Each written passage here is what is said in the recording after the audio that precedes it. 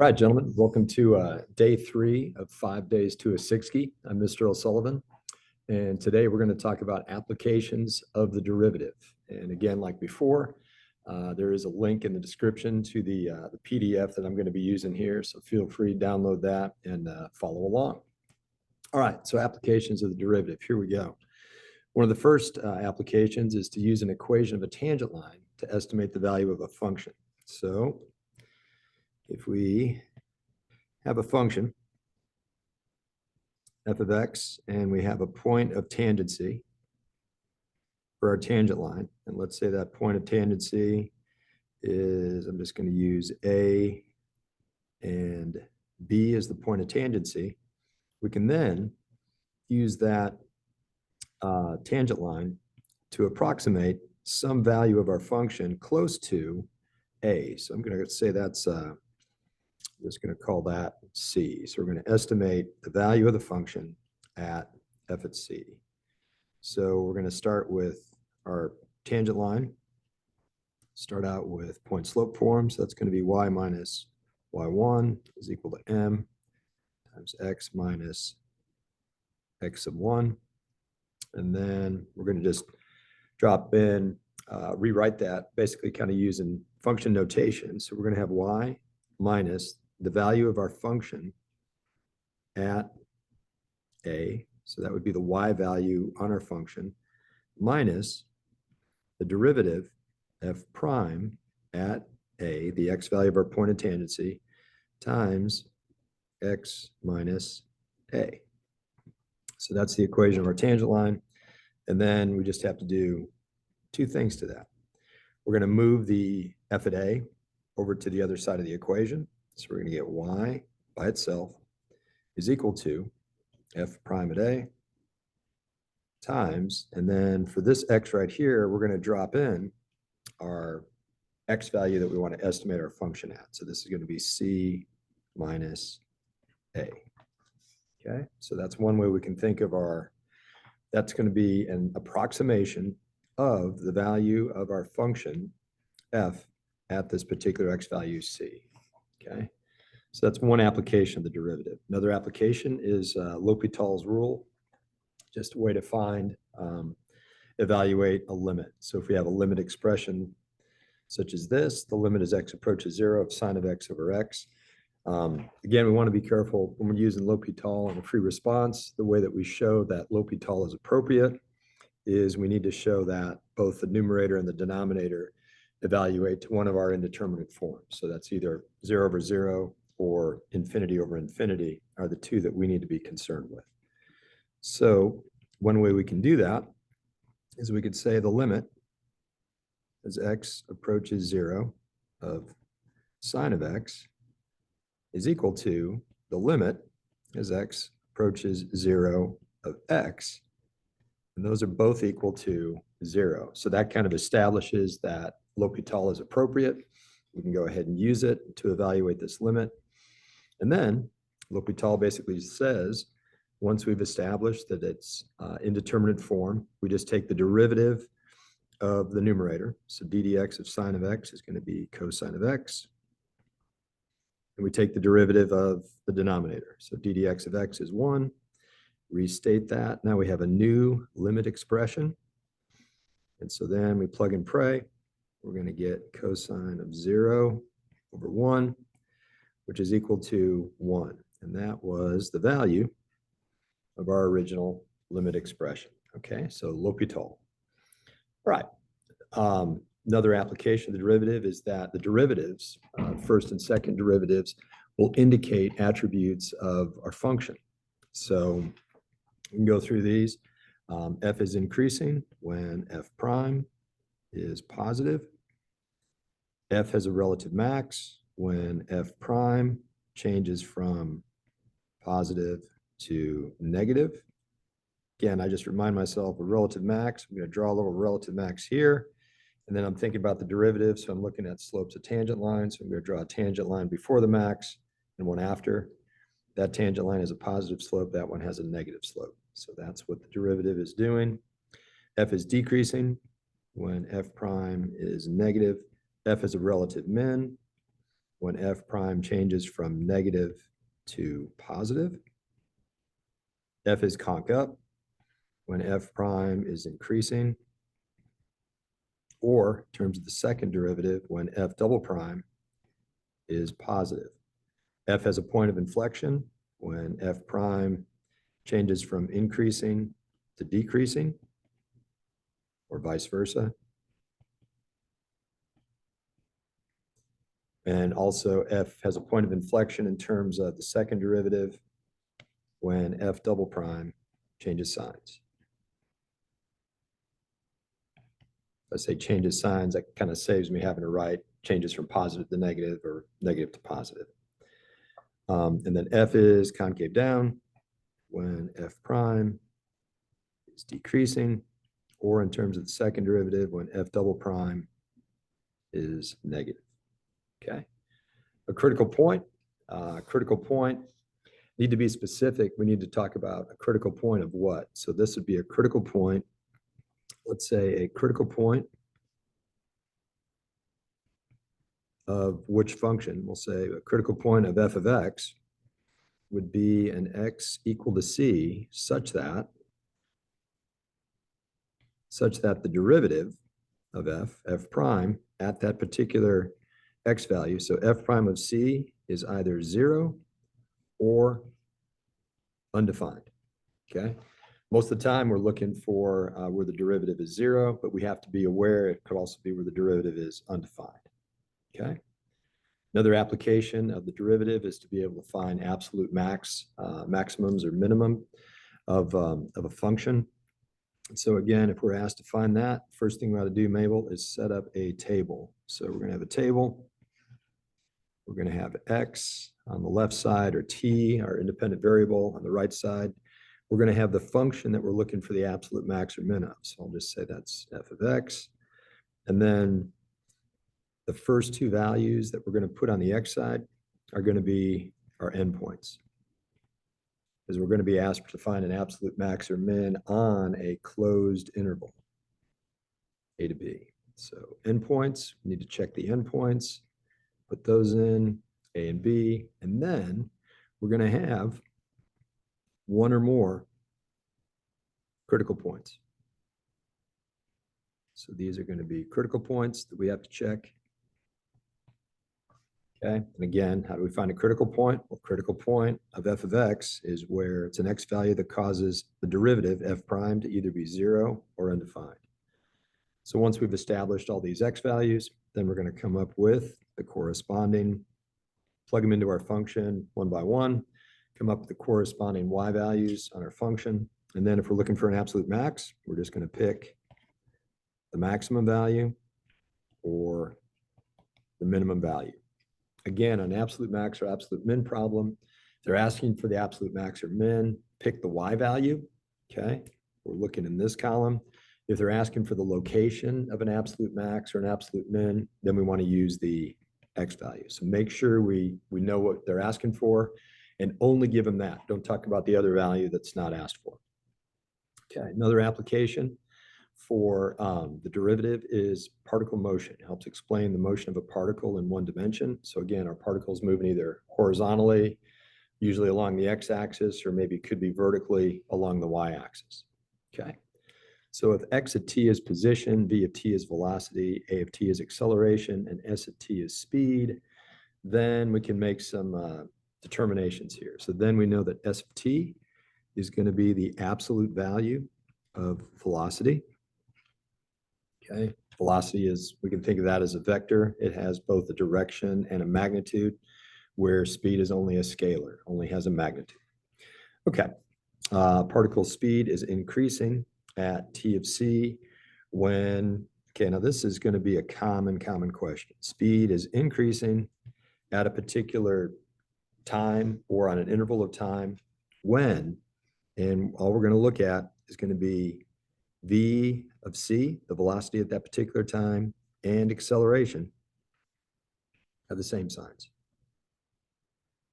That needs to be our go-to explanation of when a particle's speed is increasing or the particle is speeding up.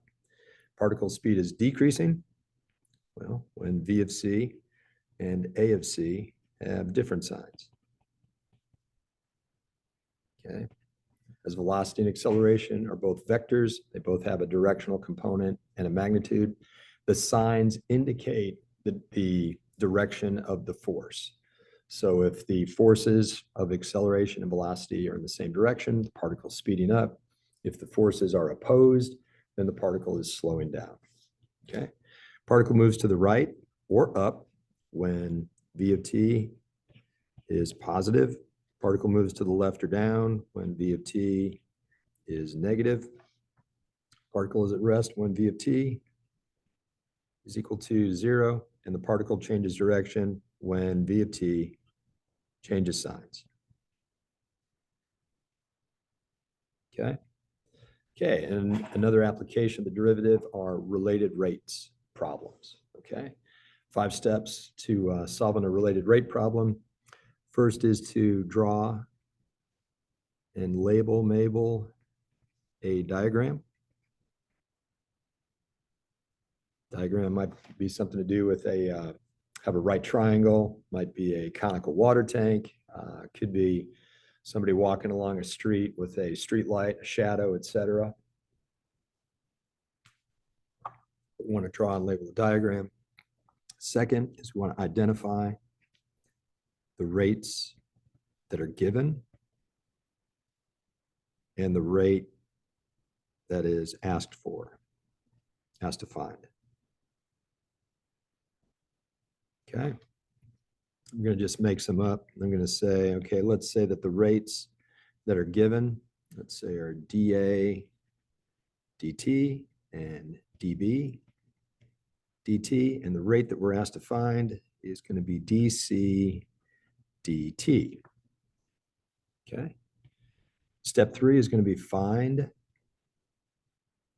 an equation that relates, not the derivatives yet. That equation is going to come up here in just a second. Find an equation that relates the variables. And in our case, it's going to be the variables A, B, and C. So in this specific example, I'm just going to make one up, and I'm just going to say that, hey, A squared plus B squared equals, you know what's coming, C squared. Okay. Step 4, we're going to take d dt of both sides of the equation.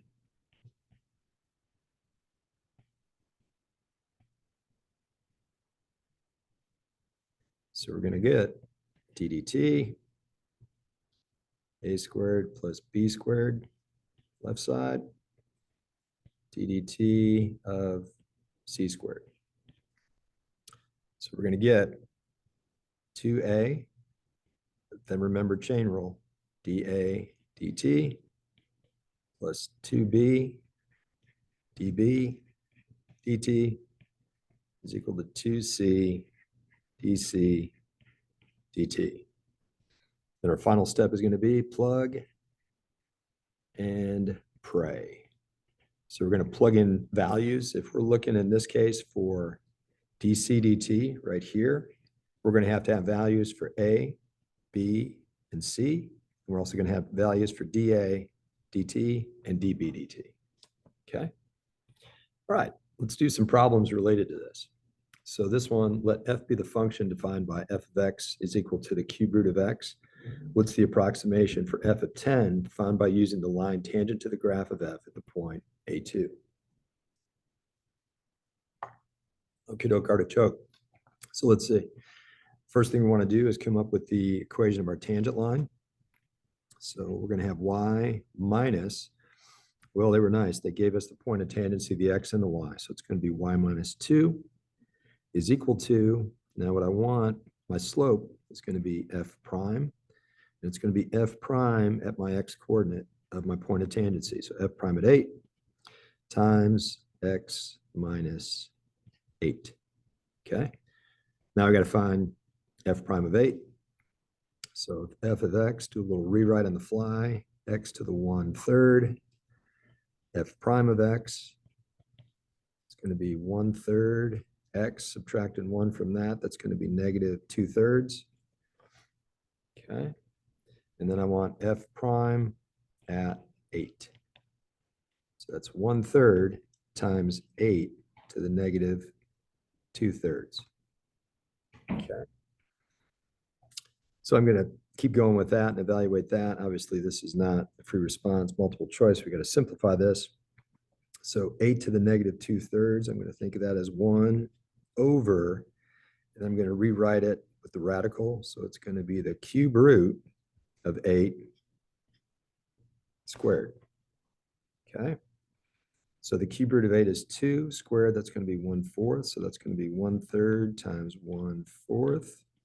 This hot mess, f prime of 8, is going to be my slope. So that's going to be 1/12 times. Now what I'm going to do is I'm going to drop in the x value that I want my estimate at. So this is going to be 10 minus 8. And then also I want to add this plus 2 to the other side. Plus 2. That's going to be my y. That's going to be my approximation of f at 10. And so now I've got 10 minus 8 is 2 over 12. That's 1/6 plus 2. And so 1/6 plus 12/6 is equal to 13/6. Please be an answer. Please be an answer. And there it is. Okay. Okay, next one. The graph of f prime. I want to make sure I know I'm looking at f prime. Graph of f prime, the derivative of function f is shown above on the closed interval -3 to 3. On what intervals of f? On what intervals is f increasing? I'm just going to finish this off. F is increasing when, what's the indicator for that? When f prime is positive. So I'm really looking at f prime where it's positive, and it's positive here. And so that's going to be from the interval from -1 all the way to 3. -1 to 3. Okay. That is a time Sixsky. Okay. Let f be a twice differentiable function such that f double prime of x is less than 0 for all x. The graph of y equals s at x is the secant line passing through the points 3f at 3 and 5f at 5. The graph of y equals t at x is the line tangent to the graph of f at x equals 4. Which of the following is true? Okay. I'd be hard pressed to really figure this one out without drawing some kind of diagram. So I'm going to draw just a sketch. So I want to sketch f. Well, what do they tell me about f? It's twice differentiable, and also the second derivative is negative for all x. So what does that mean? That means that the function is going to be concave down. So this is f. And it doesn't matter if I draw that, I kind of drew that one. It's concave down. It's increasing on some portion. It's also kind of decreasing, but that doesn't matter. The fact that it's concave down. Again, where'd I get that? Those are back up to my indicators right here. So what do we say? Concave down when f double prime is negative, okay? So this is an indicator problem. Now we're going to have a secant line that goes through the points 3f at 3. So I'm going to put those points on. I'm just going to say this is 3f at 3. And this one is going to be 5f at 5. So now I've got a secant line that goes through there.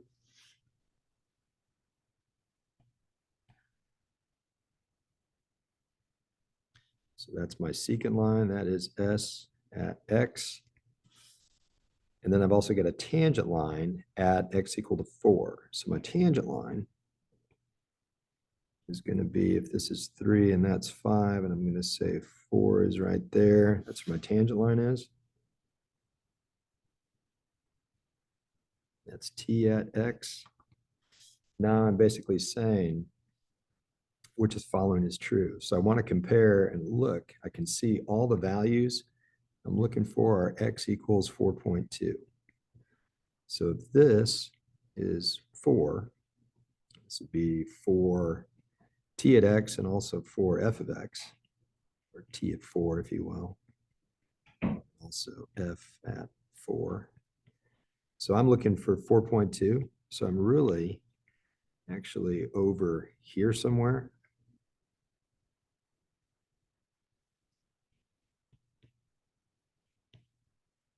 Well, which has the highest value? My 3 values here. So I got a value, this one. My actual value on the function would be there. And then my function on my secant line would be there. So it looks like it's the tangent. And then in my order, so I want to go in least to greatest. So it's going to be S at 4.2, and then F at 4.2, and then T at 4.2. So S at 4.2, F at 4.2, T at 4.2. Okay. Like that one. I call that one a red star problem. Ties together a lot of stuff. Okay. Great. Okay. Next one here, the first derivative of the function f is defined by f prime of x. So they give us the equation for that on the interval negative 1.5 to 1.5, the open interval. On which of the following intervals is the graph of f concave up? Okay, well, I'm just going to finish off my indicator.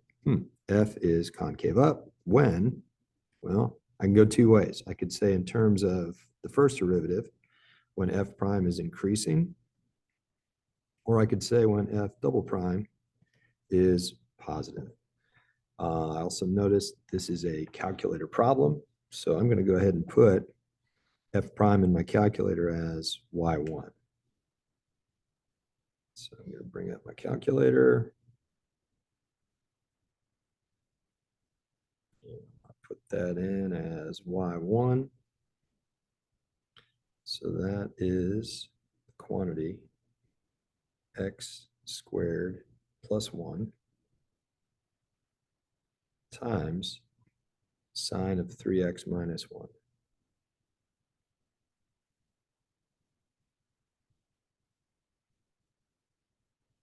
Okay, and I also want to check, I want to change my window settings to match my domain here. So negative 1.5 to 1.5. So I'm going to my window, x min, negative 1.5, x max, positive 1.5. Take a look at my graph. That's what I'm looking at for my graph. And then I'm saying, okay, that's my graph there. And I'm interested, I'm just going to go ahead and just stay with f prime because I've got the graph of f prime right there. I just need to determine where it's increasing. Well, it's going to be increasing on, looks like from negative 1.5. So I'm looking there. I'm seeing, okay, those two are in the running. Well, I want it from negative 1.5 to negative, that's not negative 0.714. So it looks like this one. That looks good. And then I also want it again where it's increasing from negative 0.24. That looks good to positive 0.964. So that's based on looking at my graph. That's where f prime is increasing. Okay. All right. Not too bad. All right. So the graph of f double prime. Okay, so now I'm given f double prime. The second derivative of the function f is shown above. Which of the following could be the graph of f?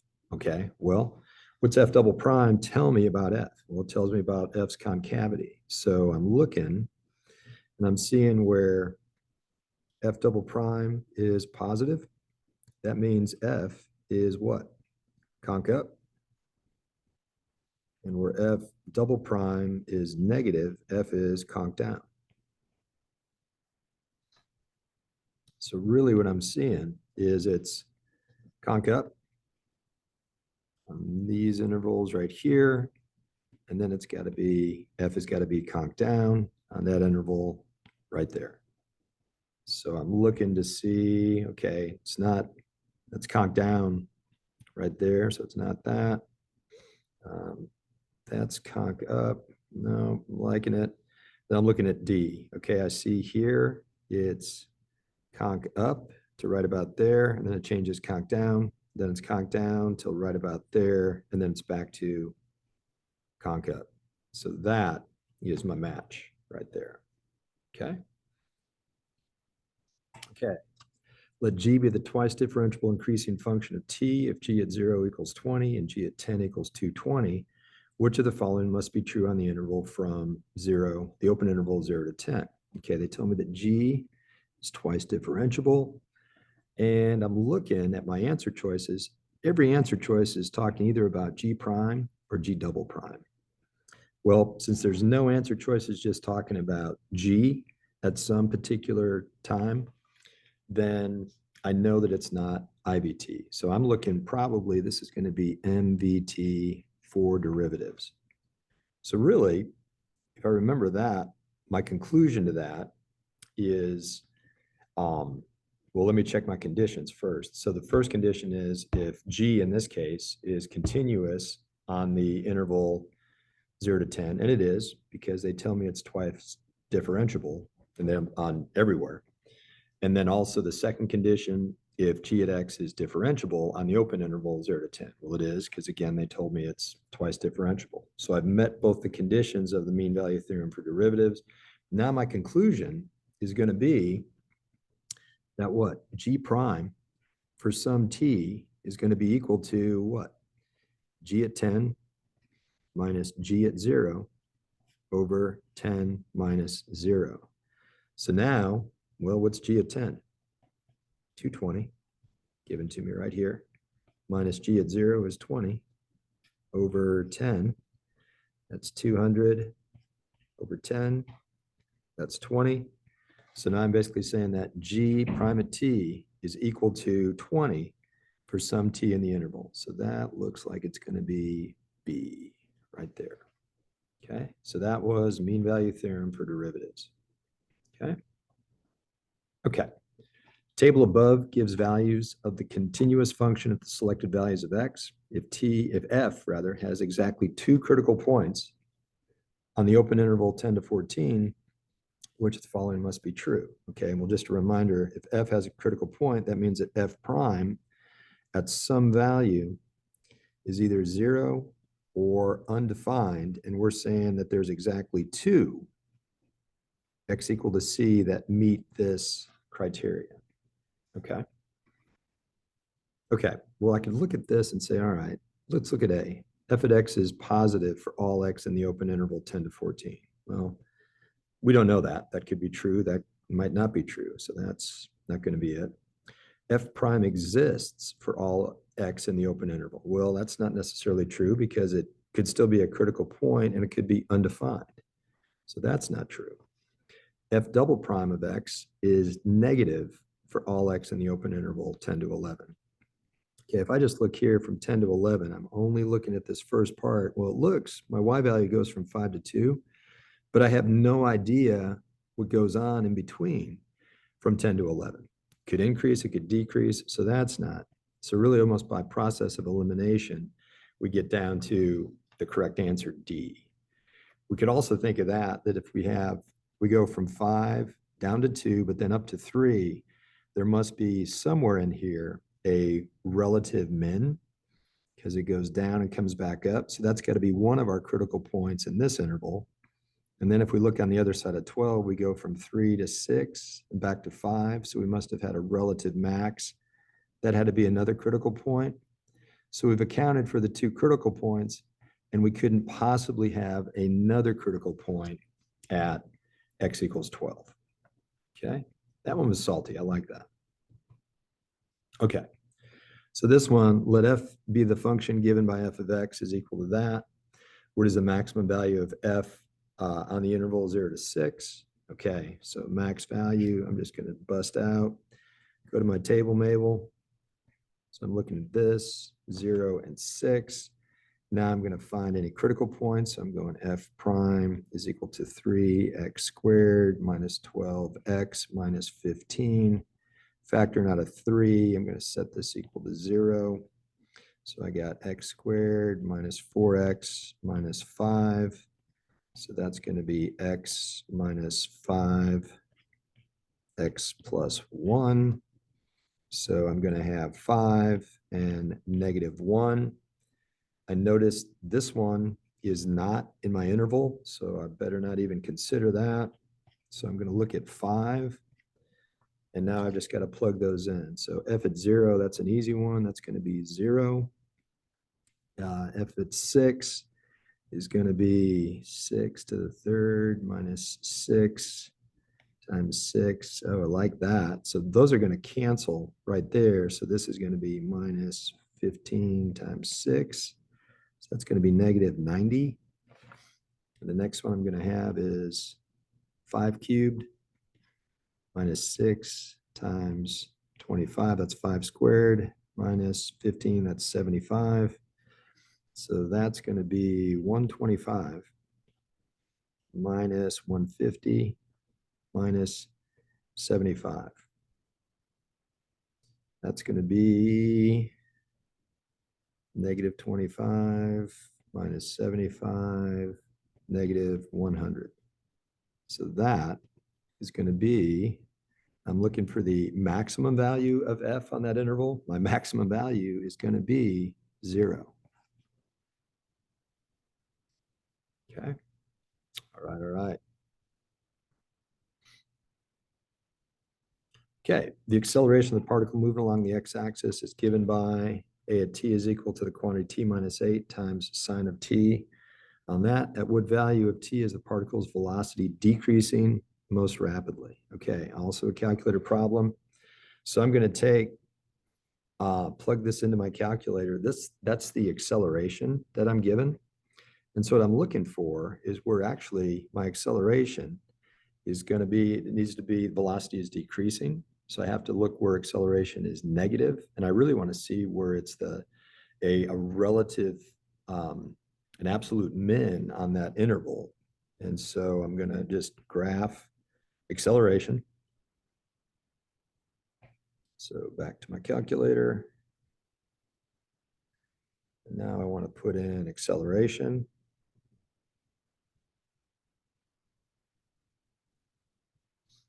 So acceleration is the quantity t minus 8. So x minus 8 times sine of x. And I want to have that interval 0 to 8. Okay. So I'm changing my Windows settings 0 to 8.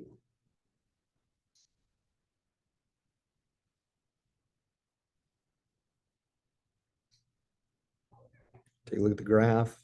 And now what I'm interested in is going to be this minimum right there. So I'm just going to go second calc. I want to find that minimum. And then I want to just find that bound right there. Right there. And my minimum is 1.41. Bam. There's my answer right there. Sweet. Right, all right. Guys, can you give me 2 seconds, Dominic? Okay, last one here. The positive variables P and C change with respect to time t. Relationship between P and C is given by the equation P squared equals that.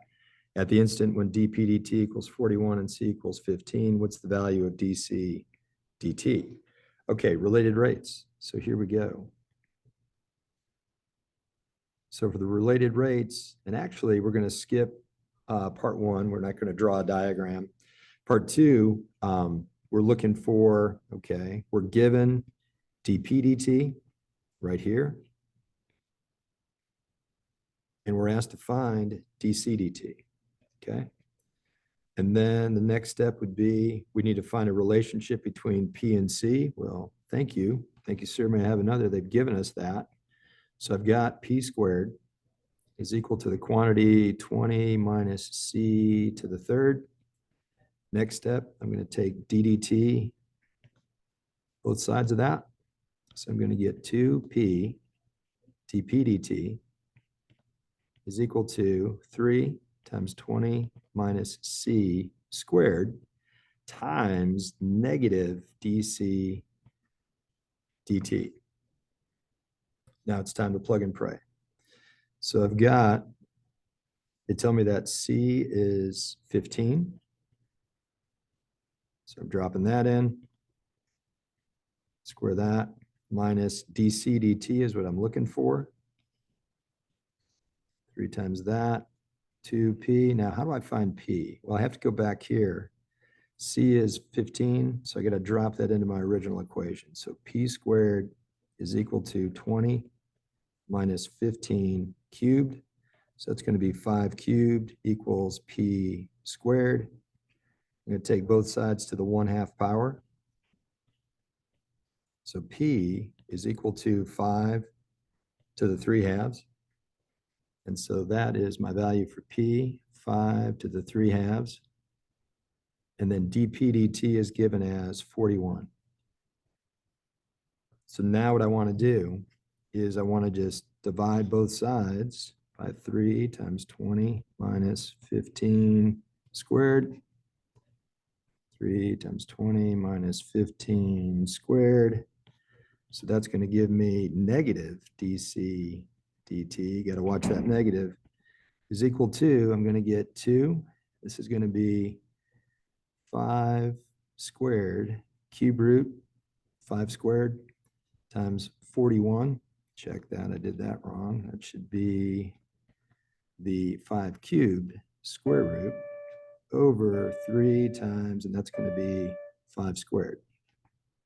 So I can simplify this side. It's going to be 2 times 5, and I'm still going to have square root of 5 in there, times 41 over 3 times 25 is equal to negative dc dt.